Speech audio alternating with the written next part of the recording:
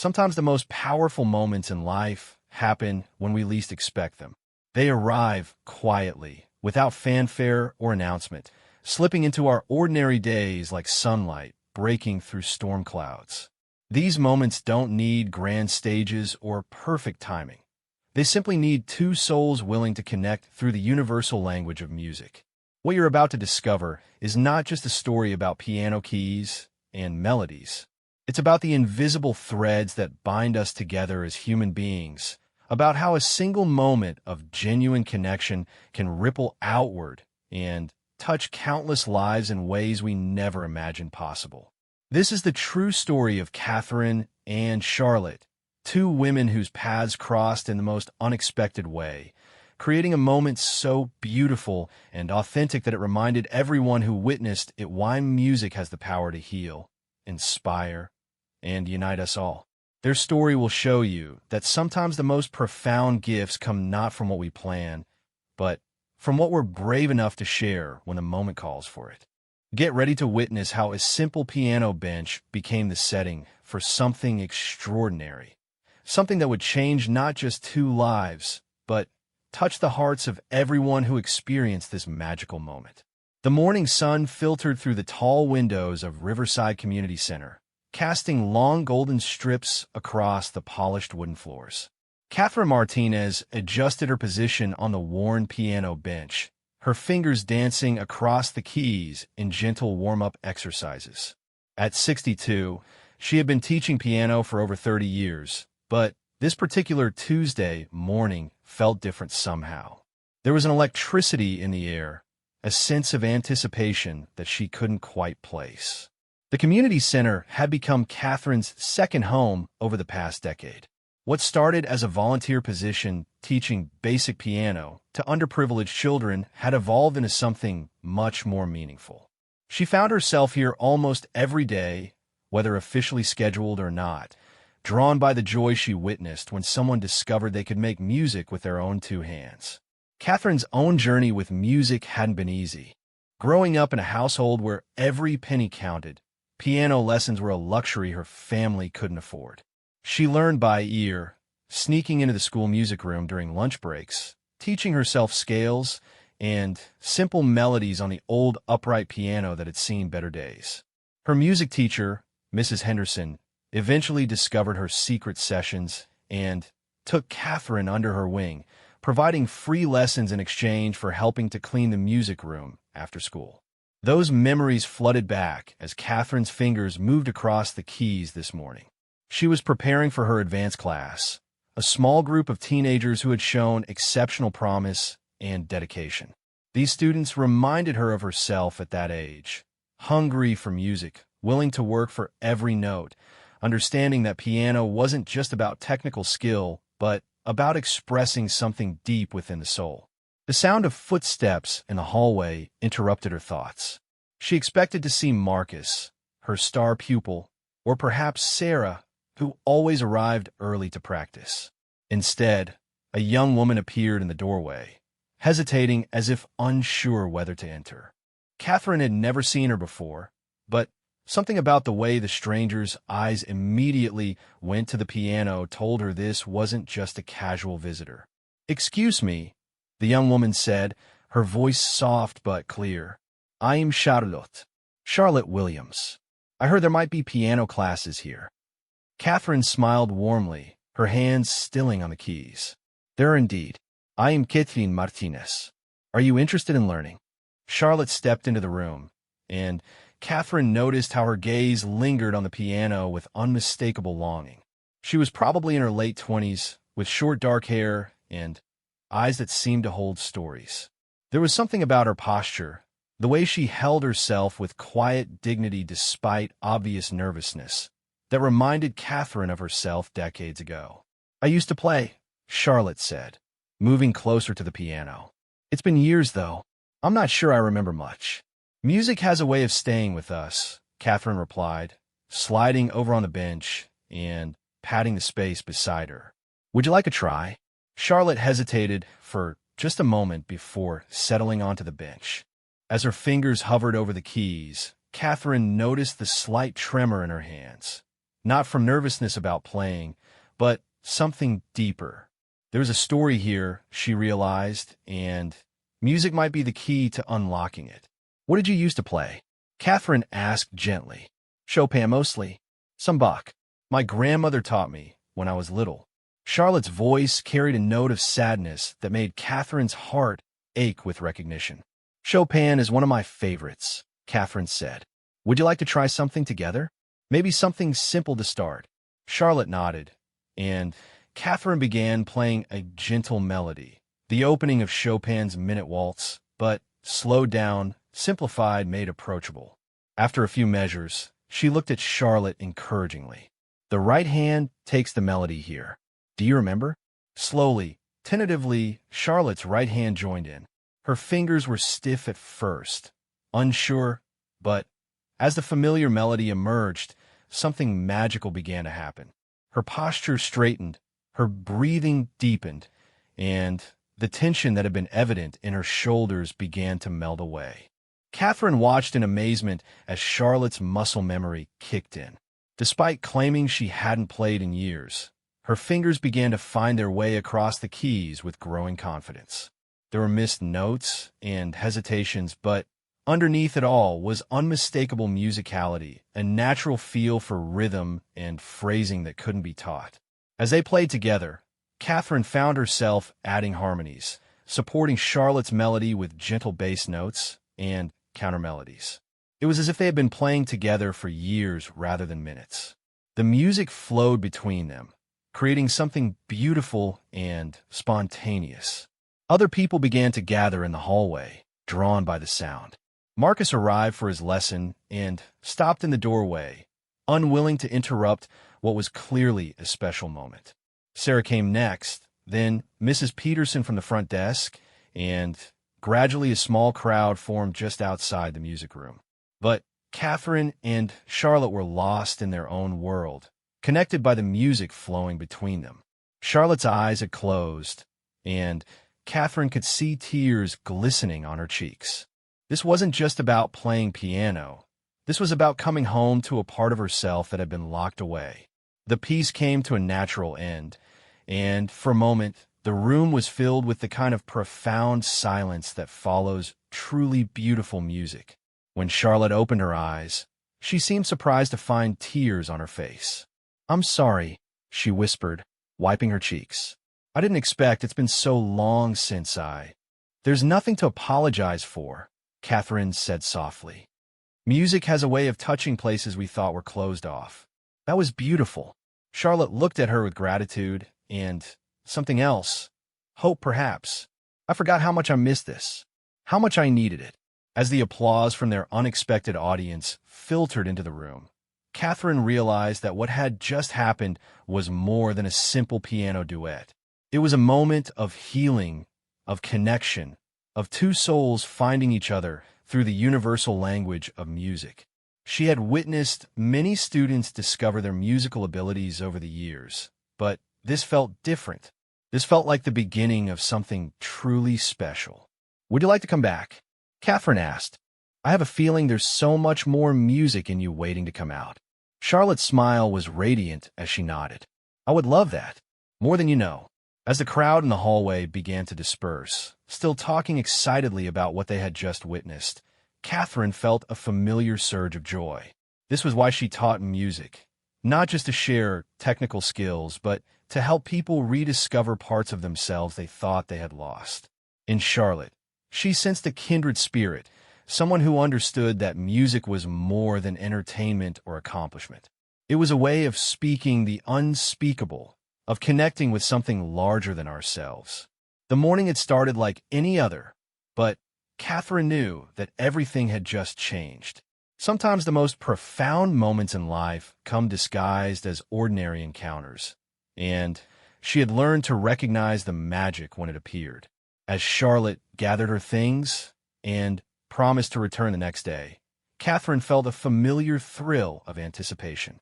She had no idea what this new musical partnership would bring, but she was eager to find out.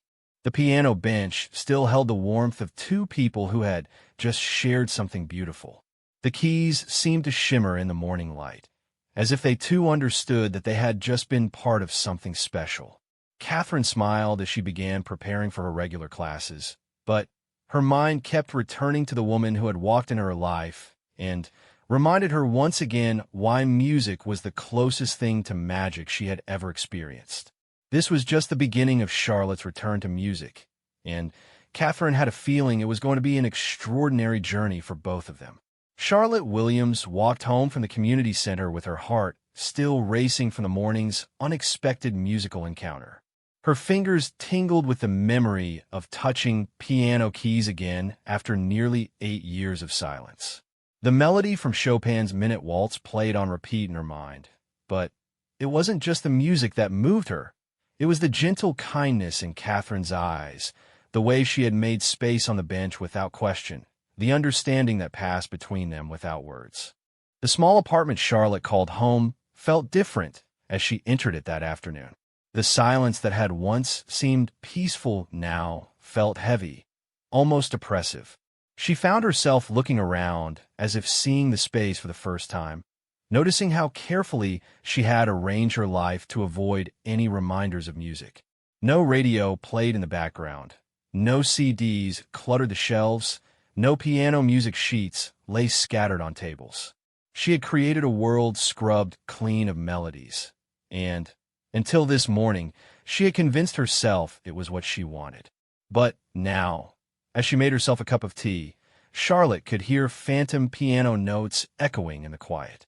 Her fingers moved involuntarily, pressing invisible keys on the kitchen counter as muscle memory fought its way back to the surface. The careful walls she had built around her past were beginning to crack, and while part of her felt terrified, another part felt relief, so profound it brought fresh tears to her eyes. Charlotte had been 21 when she last played piano with any regularity. Fresh out of college with a music education degree, she had been filled with dreams of sharing her love of music with children, perhaps eventually pursuing graduate studies in piano performance. Her grandmother's old, upright piano had been her constant companion through childhood and young adulthood, the one reliable source of comfort during the chaos of her parents' messy divorce and the uncertainties that followed. Then came the accident that changed everything. A car crash on a rainy November evening, her grandmother in the passenger seat, Charlotte behind the wheel. The physical injuries had healed relatively quickly. A broken wrist, some bruised ribs, a concussion that left her dizzy for weeks. But the emotional wounds had cut much deeper. Her grandmother, the woman who had taught her to love music, who had patiently guided her small fingers across the keys for hours every day after school, was gone. The guilt had been overwhelming. Charlotte couldn't look at a piano without seeing her grandmother's face, couldn't hear music without remembering the way she used to hum while making breakfast, the way she would smile with pure joy when Charlotte played her favorite Chopin pieces. Music had become a source of pain rather than comfort, and eventually, Charlotte had made the difficult decision to walk away from it entirely. She had built a new life around graphic design, channeling her creative energy into visual rather than auditory art. The work was fulfilling in its own way, and she had convinced herself that she was content. But contentment and happiness were not the same thing, and this morning had reminded her of what she had been missing. Charlotte spent the rest of the day in a strange state of emotional upheaval. She found herself remembering things she had deliberately forgotten. The way her grandmother's hands looked as they moved across the keys, weathered but graceful, always knowing exactly where to go. The sound of her grandmother's voice at counting out rhythms, 1 and 2 and 3 and 4, and the feeling of accomplishment when she finally mastered a difficult passage, and the way her grandmother would beam with pride. By evening, Charlotte had made a decision that surprised even her. She pulled out her laptop and began searching online for used pianos. She wasn't ready to buy anything yet, but she needed to know what was available, what was possible. The familiar names of piano manufacturers, Yamaha, Kawai, Steinway, sent little thrills through her. She found herself reading reviews of different models, comparing prices, imagining what it would feel like to have music back in her life. The next morning, Charlotte arrived at the community center 15 minutes early. She had barely slept, her mind too busy processing the emotional revelations of the previous day. But, along with the nervousness, was excitement, a feeling she hadn't experienced in years. Catherine was already there, of course, warming up with scales that flowed like water under her fingers. She looked up when Charlotte entered and smiled with genuine warmth. "I was hoping you'd come back," Catherine said, making room on the bench once again. "How are you feeling about yesterday?" Charlotte sat down carefully, her hands folded in her lap. "Overwhelmed," she admitted. "But good overwhelmed, if that makes sense. I haven't felt music like that in a very long time." Catherine nodded with understanding. Music has a way of breaking down barriers we didn't even know we had built. Sometimes we need to step away from things that matter to us, but that doesn't mean we have to stay away forever. There was something in Catherine's tone that suggested she knew about stepping away from important things, about building barriers. Charlotte felt a surge of curiosity about this woman who had welcomed her so graciously, who seemed to understand things that Charlotte hadn't spoken aloud. "Can I ask you something?" Charlotte said. "How long have you been teaching?" 34 years in various forms," Catherine replied, her fingers beginning a gentle warm-up exercise. "But I didn't start until I was 28. I spent most of my 20s convinced I wasn't good enough, that music was a luxury I couldn't afford to pursue seriously." "What changed your mind?" Catherine's hands stilled on the keys for a moment. "My son, he was about 5, and he heard me playing one evening, just fooling around, nothing serious. He climbed up on the bench next to me and said, 'Mommy, that sounds like happiness.' It made me realize that music wasn't just about being good enough for other people. It was about expressing something true." Charlotte felt a familiar tightness in her chest. "I used to think music was about happiness, too." Before, she trailed off, unsure how much to share with this woman who was still essentially a stranger. But Catherine waited patiently, her presence inviting but not demanding. "I lost someone who was very important to me," Charlotte finally said. "Music reminded me of her, and for a long time, that hurt too much to bear. And now?" Charlotte considered the question carefully. "Now I'm starting to think that maybe the pain was part of keeping her memory alive. Maybe running away from music was like running away from her." Catherine's eyes were bright with understanding.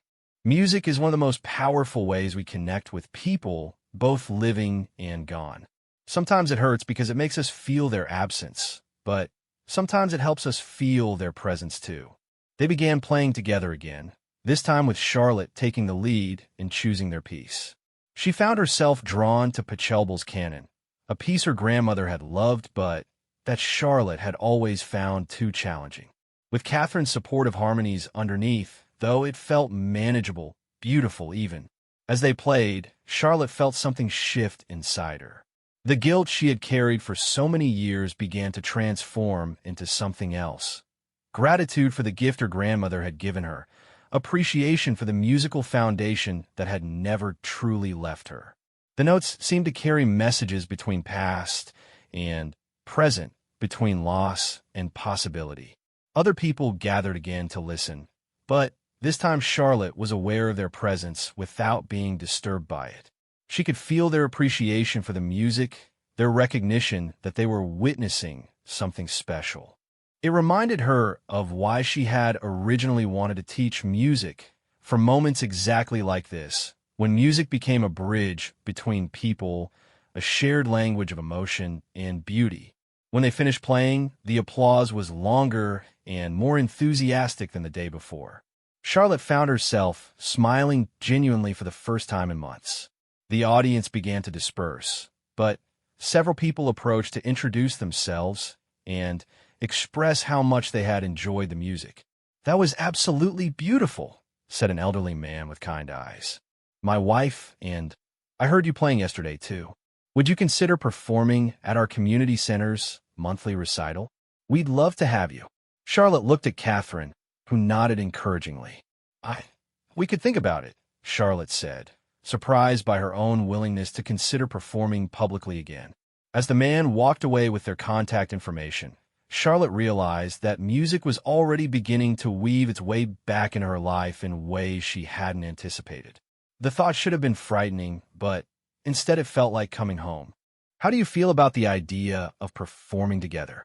Catherine asked as they gathered their things. "Terrified," Charlotte admitted with a laugh, "but also excited." "Is that normal?"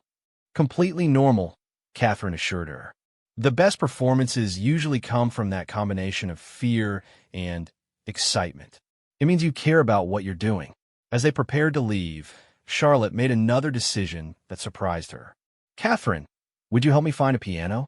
I think I'm ready to have music in my home again." Catherine's smile was radiant. "I would love to help with that. In fact, I know just the place to start looking." Walking out of the community center that morning, Charlotte felt as though she was stepping into a new version of her life, one where music and memory could coexist, where past and present could harmonize rather than compete.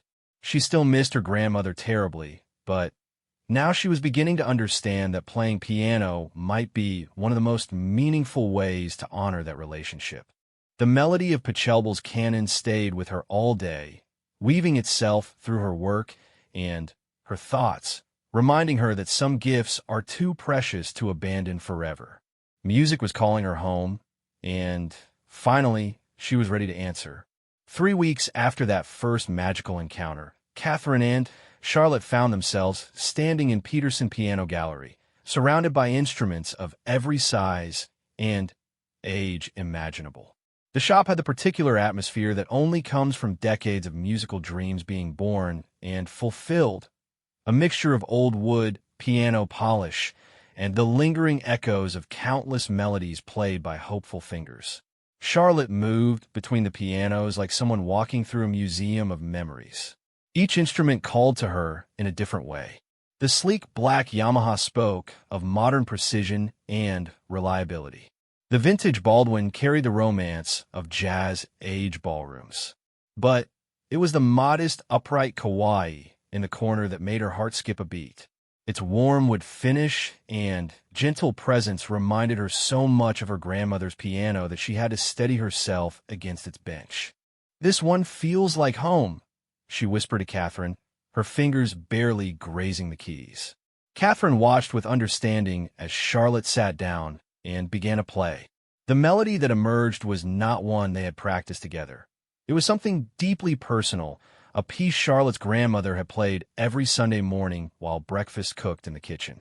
The notes were hesitant at first, searching, but as Charlotte's confidence grew, the music became more fluid, more certain. The shop owner, Mr. Peterson, paused in his conversation with another customer to listen. He was a man who had spent 40 years helping people find their musical voices, and he recognized something special when he heard it. The way Charlotte played wasn't technically perfect. There were missed notes and moments of uncertainty, but there's an emotional honesty in her music that no amount of technical training could create. "That piano has been waiting for the right person," Mr. Peterson said quietly when Charlotte finished playing. "I've had dozens of people try it over the past 6 months, but it never sounded quite right until now." Charlotte looked up with tears in her eyes. "How much is it?" The price was more than she had planned to spend, but somehow that didn't seem to matter. This wasn't just about buying a piano. It was about reclaiming a part of herself that she had thought was lost forever. Catherine, sensing Charlotte's internal struggle, placed a gentle hand on her shoulder. "Sometimes the most important investments we make aren't the most practical ones," Catherine said softly. "Sometimes we have to trust that what our hearts need is worth the sacrifice." Charlotte made the decision that would change everything. "I'll take it." The delivery was scheduled for the following Saturday, and Charlotte spent the intervening days in a state of nervous excitement she hadn't felt since childhood. She rearranged her small living room 3 times, trying to find the perfect spot for the piano. She wanted it to have natural light, but not be directly in the window. She wanted it to be the focal point of the room, but not overwhelming. Mostly, she wanted it to feel like it belonged, like music belonged in her life again. When the delivery men finally maneuvered the Kawaii upright into her apartment, Charlotte felt a moment of pure panic. What if she had made a mistake? What if having a piano in her home brought back too much pain? What if she couldn't live up to the commitment she had just made? But when the men finished setting it up and left, Charlotte sat alone with her new piano in the late afternoon light. The moment felt sacred. She placed her hands on the keys and played the first piece her grandmother had ever taught her, a simple arrangement of amazing grace that they had practiced together countless times when Charlotte was 7 years old. The sound filled her apartment, and with it came not pain, but a profound sense of peace. She could almost hear her grandmother's voice counting out the rhythm, feel her patient presence guiding Charlotte's small hands across the keys. For the first time since the accident, thinking about her grandmother brought more joy than sorrow. Charlotte called Catherine immediately, barely able to contain her excitement. "It's here," she said when Catherine answered. "The piano is here, and, Catherine, it sounds like home." "I can hear it in your voice," Catherine said warmly. "How does it feel?" "Like I can breathe again," Charlotte admitted. "Like a part of me that was holding its breath for 8 years can finally exhale." They arranged to meet at the community center the next day to practice for the upcoming recital they had agreed to perform in. The event was still 2 weeks away, but Charlotte wanted to be as prepared as possible. The thought of playing in front of a real audience was both thrilling and terrifying. When Charlotte arrived at the community center the next morning, she found Catherine already at the piano, but she wasn't alone. A young boy, perhaps 10 years old, sat beside her on the bench, his small hands carefully positioned over the keys. His concentration was intense as he worked through what appeared to be a beginner's exercise. "Charlotte, I'd like you to meet Marcus," Catherine said as Charlotte approached. "Marcus, this is my friend Charlotte, the one I told you about." Marcus looked up with bright, curious eyes. "Ms. Catherine says you're going to play together at the recital. Are you nervous?" Charlotte was charmed by his directness. "Very nervous," she admitted, sitting down in a nearby chair. "Are you performing too?" "I'm playing Fur Elise," Marcus said with pride. "I've been working on it for 3 months. Ms. Catherine says if you practice something long enough and with enough love, even hard things become possible." Charlotte felt a stab of recognition at those words. She remembered her grandmother saying something very similar during her own childhood lessons. "That's very wise advice. How long have you been taking lessons?" 2 years, Marcus replied, then added with the matter-of-factness that only children possess. "My mom works 2 jobs, so she can't afford regular lessons. But Miss Catherine teaches me anyway because she says music shouldn't only be for people who have money." Charlotte looked at Catherine with new respect and understanding. Here was someone who truly lived her belief that music was a universal language, not a privilege reserved for the wealthy. It reminded Charlotte of why she had originally wanted to become a music teacher, to share the gift that had been so freely given to her. "Would you like to hear what we're working on for the recital?" Catherine asked Marcus. Marcus nodded eagerly, scooting over to make room on the bench. Catherine and Charlotte settled beside him, and Charlotte realized this would be the first time she played their duet with an audience, even if it was an audience of one. They had chosen to perform a 4-hand arrangement of Schubert's Ave Maria, a piece that required not just technical skill, but deep musical communication between the performers. Charlotte had been drawn to it because her grandmother had loved Schubert, and Catherine had agreed because she felt it would showcase both of their strengths, Charlotte's natural musicality and Catherine's technical experience. As they began to play, Charlotte felt the familiar magic that happened when she and Catherine made music together. Their hands moved in perfect synchronization, creating a sound that was greater than the sum of its parts. Marcus watched in fascination, his young musicians' ear picking up the subtle ways they communicated through timing, dynamics, and phrasing. When they finished, Marcus was quiet for a long moment before speaking. "That was really beautiful," he said finally. "It sounded like the music was telling a story, but without words." Charlotte felt her heart swell with emotion. This child had just articulated something she had struggled to express. The way music could convey meaning and emotion that transcended language. It was exactly what her grandmother had tried to teach her all those years ago. That's exactly what good music does, Catherine said, ruffling Marcus's hair affectionately. It tells stories that can't be told any other way. As their practice session continued, Charlotte found herself watching the interaction between Catherine and Marcus with growing admiration. Catherine's teaching style was patient but challenging, encouraging but honest. She pushed Marcus to reach higher, while making sure he never felt inadequate for not being there yet. When it was time for Marcus to practice his piece, Charlotte listened with the ears of someone who remembered being his age, struggling with the same passages he was working through. She could hear his determination in every note, his refusal to give up even when his small fingers fumbled over difficult sections. "Marcus," Charlotte said during a break, "would you like me to show you a trick for that tricky passage in the middle?" Marcus nodded enthusiastically, and Charlotte moved to the bench beside him. She showed him how to break the difficult section into smaller parts, how to practice the hand positions separately before putting them together. As she taught him, Charlotte felt something awakening inside her, a joy in sharing music that went beyond her own playing. "You're a natural teacher," Catherine observed as Charlotte worked with Marcus. "Have you ever considered it seriously?" The question took Charlotte by surprise. She had pushed thoughts of music education so far from her mind that she had forgotten it had once been her dream. "I used to want to teach," she admitted, before I stopped playing. "Maybe it's time to consider it again," Catherine suggested gently. "I could use an assistant here at the community center. Someone who understands that music is about more than just technical perfection." Charlotte felt her pulse quicken at the suggestion. The idea of teaching music again, of sharing the gift that had sustained her through so much of her childhood, was both exhilarating and terrifying.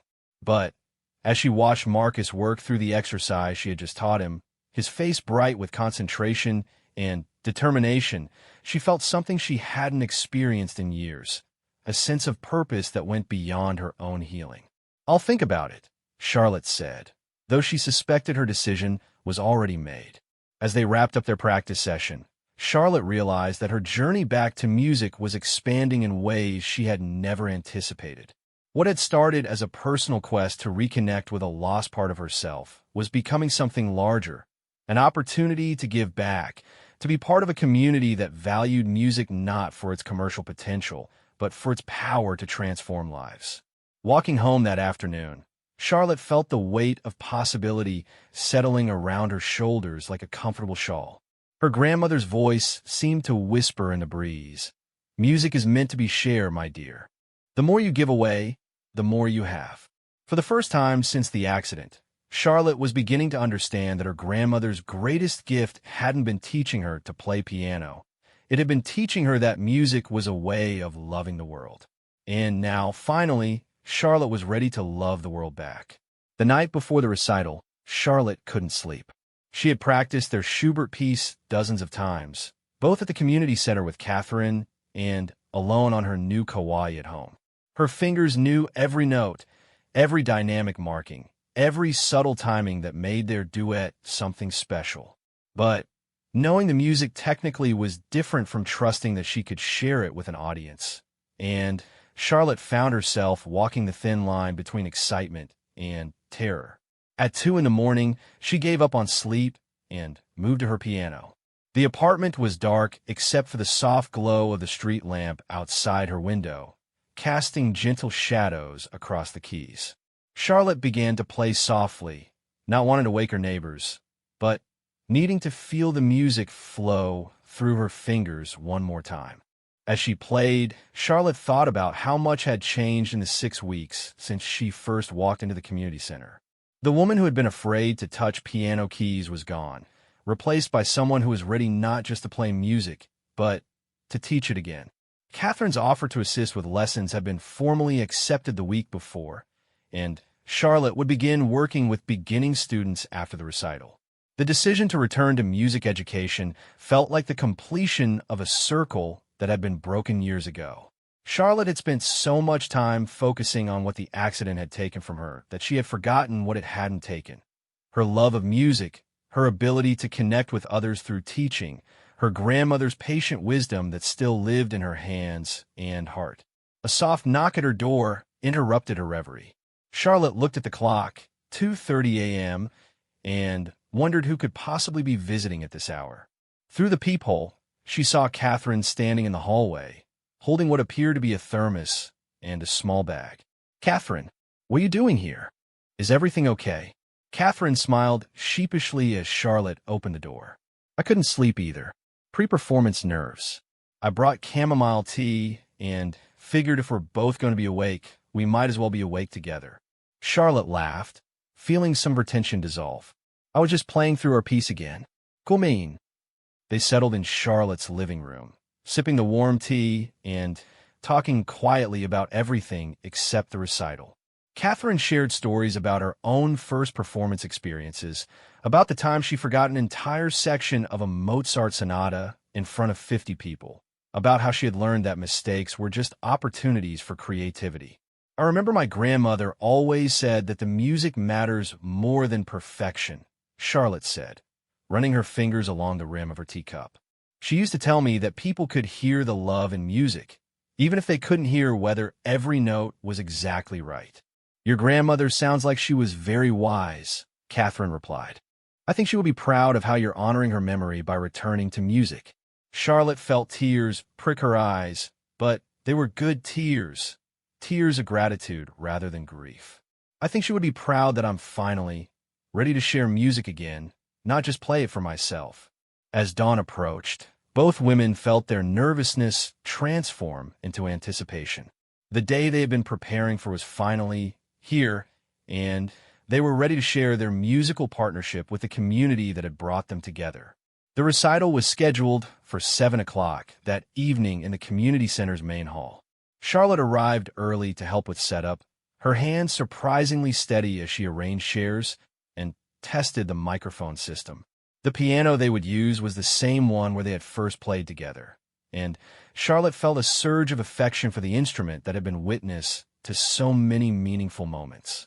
As people began to arrive, Charlotte was amazed by the diversity of the audience.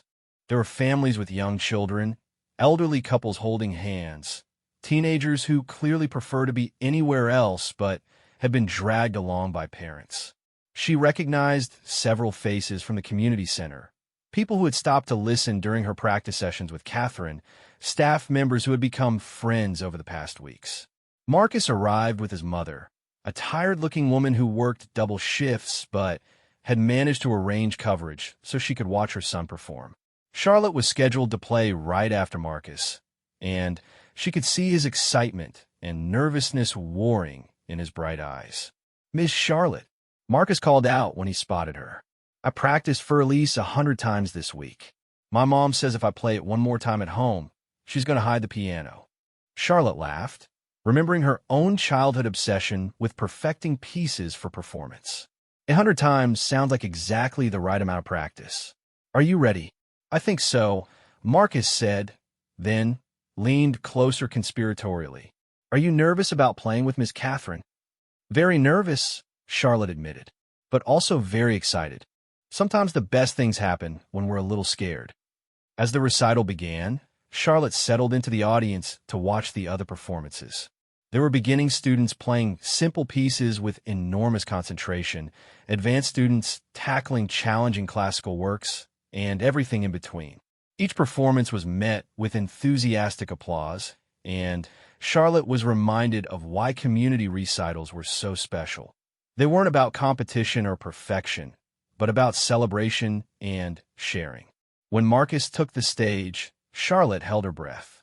She had watched him practice for Elise countless times, had helped him work through difficult passages, and knew how hard he had worked. As he began to play, his small hands navigating the familiar melody with careful precision, Charlotte felt a surge of pride that surprised her with its intensity. Marcus played beautifully, with only one small hesitation that he recovered from quickly. When he finished, the applause was thunderous, and Charlotte could see tears of joy in his mother's eyes. This was what music education was really about. Not creating professional musicians, but giving people the tools to express themselves and experience the joy of accomplishment. Then, it was time for Charlotte and Catherine's performance. As they walked to the piano together, Charlotte felt remarkably calm.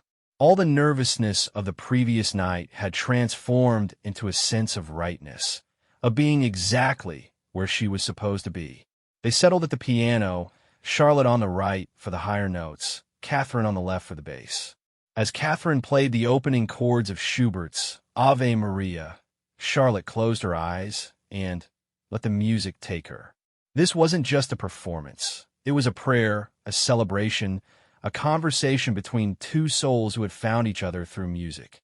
As Charlotte's melody line entered, weaving around Catherine's accompaniment, she felt her grandmother's presence so strongly it was almost physical.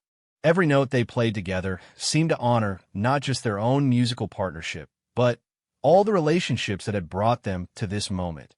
Charlotte's grandmother, who had first taught her to love music, Catherine's early teachers who had nurtured her talent despite financial hardship, all the students they had taught and would teach in the future. The music flowed between them with the ease of longtime collaborators, each supporting and enhancing the other's musical voice. Charlotte was aware of the audience, could feel their attention and appreciation, but she wasn't playing for them exactly. She was playing for the music itself, for the joy of sharing something beautiful with someone who understood its value. As they reached the final measures, Charlotte opened her eyes and met Catherine's gaze across the piano. In that moment, she saw reflected her own sense of completion, of having found something she didn't even know she was looking for. They played the last notes together, the sound hanging in the air for a long moment before the applause began. The audience response was immediate and sustained. People stood, clapped, wiped away tears. Charlotte saw Marcus beaming at them from the third row, his mother's arm around his shoulders. She saw elderly couples who had been transported back to their own musical memories, young families whose children had sat still and quiet through the entire piece. But more than the applause, Charlotte was moved by what she saw in people's faces: recognition, gratitude, connection. Their music had created a moment of shared beauty in a world that often felt divided and harsh. This was the power her grandmother had always talked about, the reason music mattered beyond technical achievement or personal satisfaction. As they took their bows and returned to their seats, Catherine squeezed Charlotte's hand. "Thank you," she whispered, "for letting music bring us together." Charlotte squeezed back, understanding that Catherine was thanking her for more than just tonight's performance. She was thanking her for being brave enough to return to music, for being open to friendship and partnership, for choosing to share rather than hoard her gifts.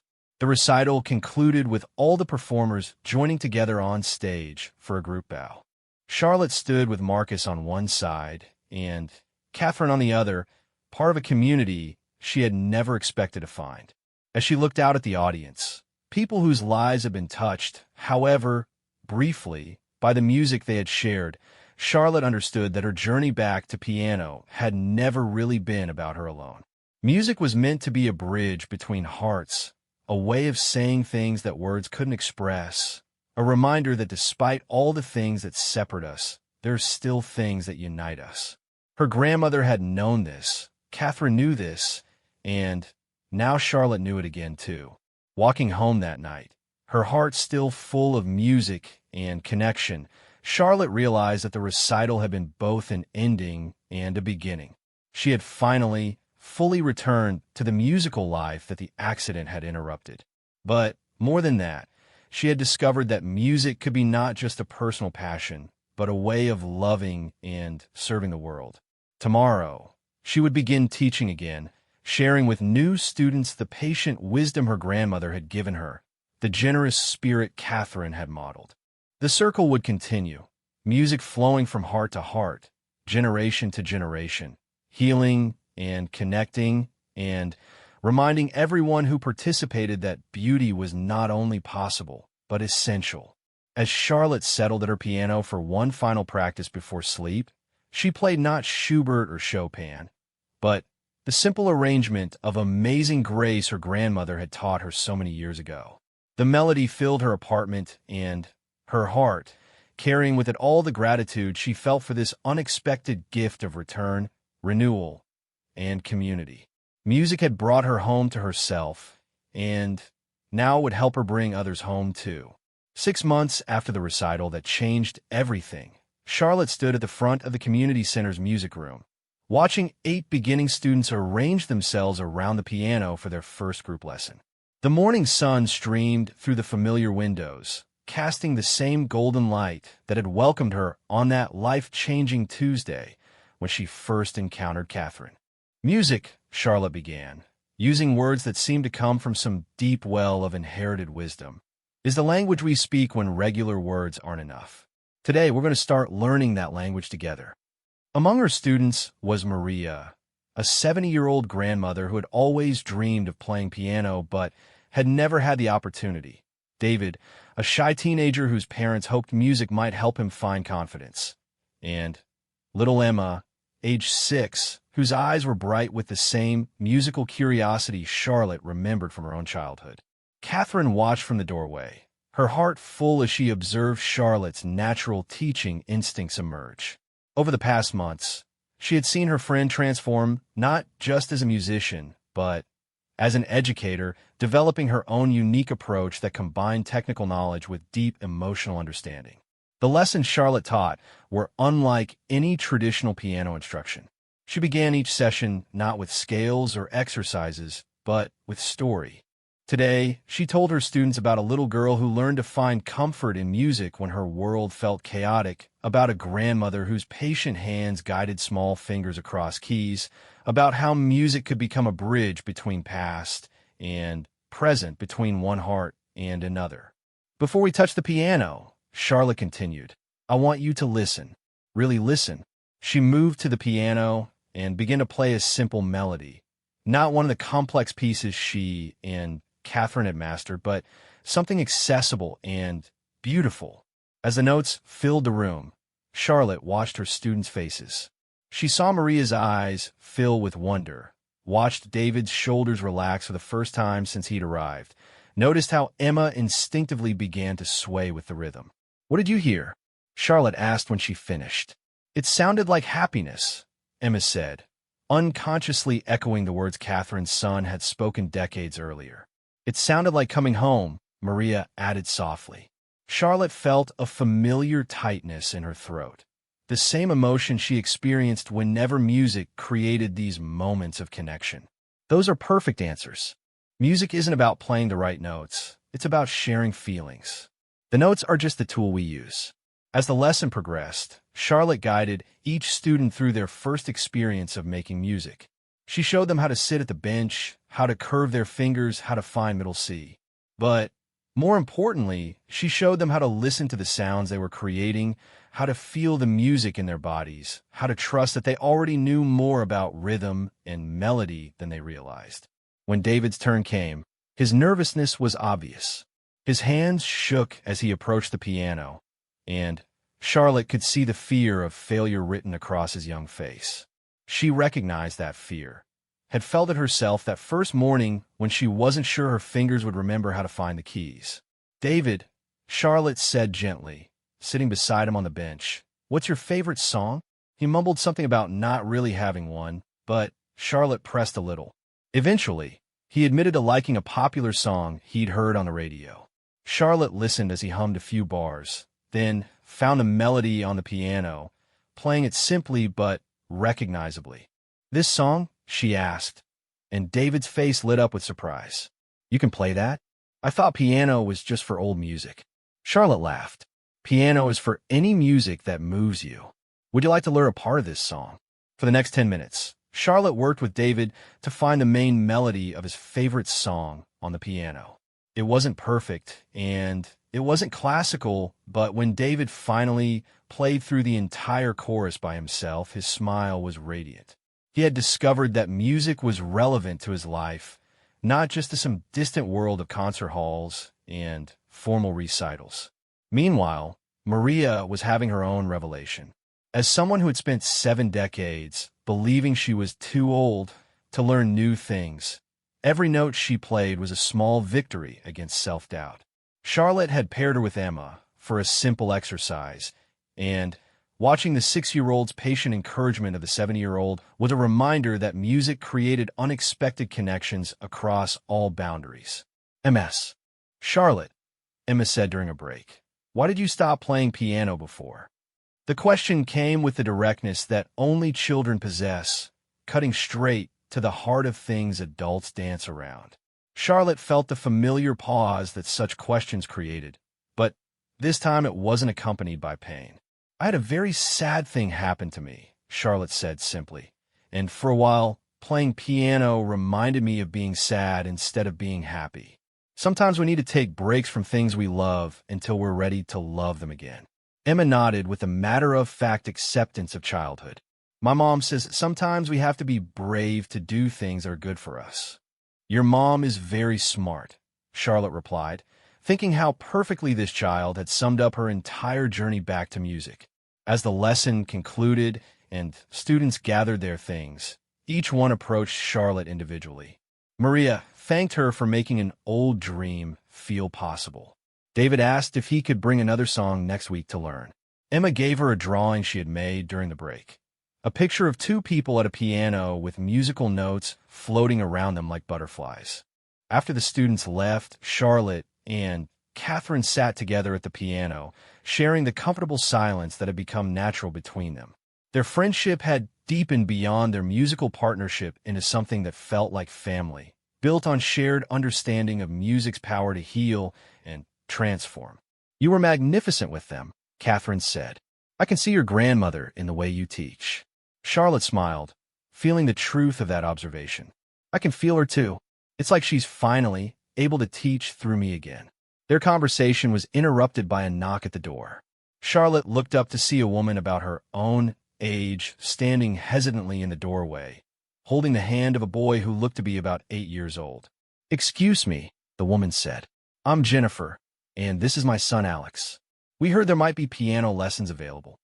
Charlotte felt her heart skip a beat as she looked at the boy. There was something in his eyes, a hunger for music, a brightness that reminded her of herself at that age. But there was also something else, a sadness that seemed too mature for such a young face. Of course, Charlotte said, standing to welcome them. We'd love to have you join our program. As Jennifer and Alex approached, Catherine noticed the woman's hesitation, the way she kept glancing at her son with protective concern. Alex has been through some difficult times lately, Jennifer explained quietly. His father and I recently divorced, and he's been having trouble expressing his feelings. A friend suggested music might help. Charlotte knelt down to Alex's eye level. Have you ever played piano before? Alex shook his head, but moved closer to the instrument as if drawn by magnetism. My dad used to play guitar, he said softly, but he doesn't live with us anymore. The simple statement carried so much weight that Charlotte felt her chest tighten with empathy. She recognized the loss in his voice, the confusion of a child trying to understand how something that brought joy could also bring pain. Would you like to try playing something? Charlotte asked gently. Alex nodded and climbed onto the piano bench. Charlotte showed him how to find middle C, then taught him a simple pattern, 3 notes ascending, 3 notes descending. As Alex repeated the pattern, something shifted in his posture. The tension in his small shoulders began to ease, and for the first time since entering the room, he smiled. That sounds like my name, he said with wonder. Alex. You're absolutely right, Charlotte laughed. You've just composed your first song, the Alex song. As Alex continued to play his simple melody, Charlotte caught Jennifer wiping away tears. She understood that this mother was witnessing something precious, her son finding a way to express and process his emotions through music. Catherine, watching the scene unfold, was reminded of why she had devoted her life to music education. These moments, when music became a bridge between pain and healing, between isolation and connection, were worth every challenge, every year of patient teaching, every financial sacrifice she had made to keep the program running. Could Alex start lessons next week? Jennifer asked hopefully. Of course, Charlotte replied. But then she had an even better idea. Actually, Would you both like to start lessons? Sometimes music is even more powerful when families learn together. Jennifer's eyes widened with surprise and something that looked like hope. I haven't played anything since high school band. I'm not sure I remember how. Music has a way of staying with us, Charlotte said, unconsciously echoing Catherine's words from that first day. I think you might be surprised by what you remember. As Jennifer and Alex scheduled their first lesson and left the community center, Charlotte felt the familiar sense of rightness that came when life arranged itself in perfect harmony. Here was another family that music might help heal, another opportunity to share the gift that had sustained her through her darkest times. Do you know what I love most about teaching? Charlotte asked Catherine as they prepared to close the music room. What's that? Every student reminds me of something I had forgotten about music.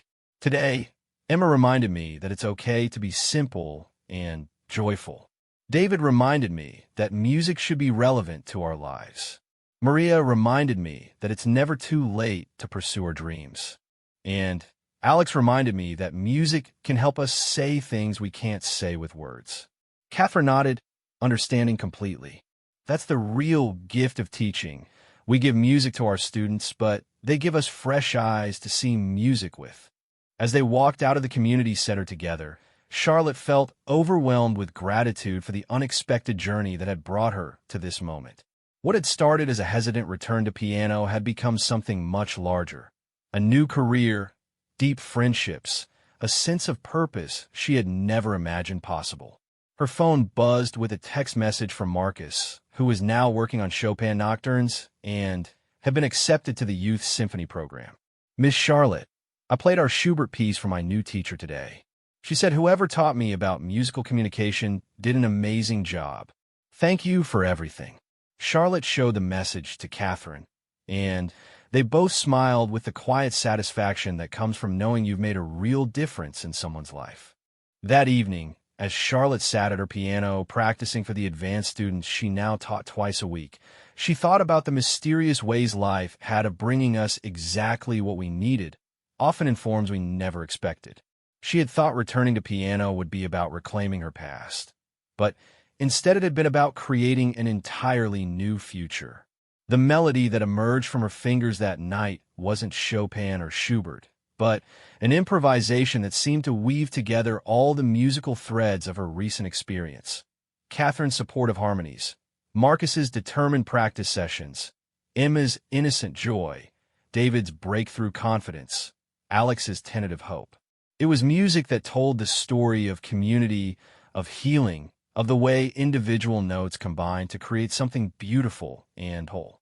As the last notes faded into the quiet of her apartment, Charlotte understood that her grandmother's most important lesson had finally taken root in her heart.